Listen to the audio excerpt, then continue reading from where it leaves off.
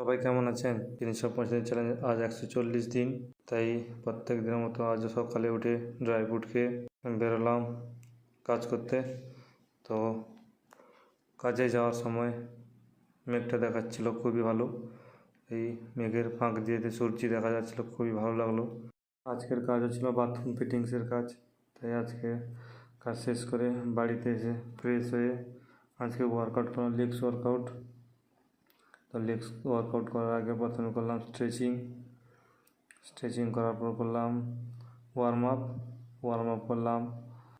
Up করলাম squat করে, normal squat বিনা ওয়েটে। এটি করলাম প্রত্যেকটি একটি করে সেট। তারপর করলাম ওয়েট নিয়ে স্কোয়াট, তারপর স্পিড স্কোয়াট, তারপর করলাম সুমো স্কোয়াট, শেষে করলাম লাঞ্চেস, প্রত্যেকটি 3টি করে সেট।